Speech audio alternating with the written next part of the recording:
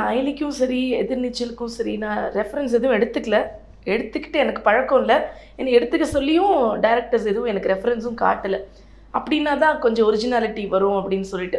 இப்போ எங்கள் தியேட்டர்லேயே வந்து டேரக்டர்ஸ் கிட்ட ஏதாவது ஒரு சீன் வந்து சார் பண்ணி காமிக்கிறீங்களான்னா என்ன சொல்லுவாங்கன்னா, நான் பண்ணி காமிச்சா நீ என்ன மாதிரி பண்ணுவ, அப்புறம் காயத்ரி எங்கேருந்து வெளியில் வருவா அப்படின்னு கேட்பாங்க. ஸோ அது வந்து என் மனசில் ஆழமாக இருக்குது.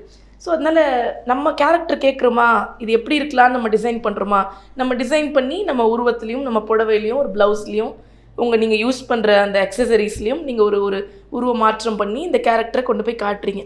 அதில் ஏதாவது சரியாக இருக்குமா தப்பாக இருக்குமான்னு, ஏன்னா அது வந்து டேரக்டர்ஸோட ஒரு குழந்தை, அந்த உருவம் வந்து டேரக்டர்ஸ் உருவாக்கின ஒன்று.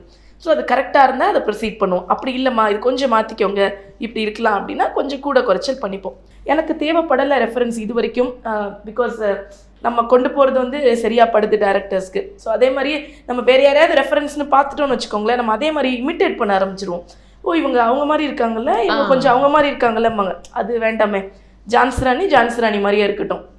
அதே மாதிரி அயலியில் வந்து மைத்திலி அம்மாவே இருக்கட்டும்.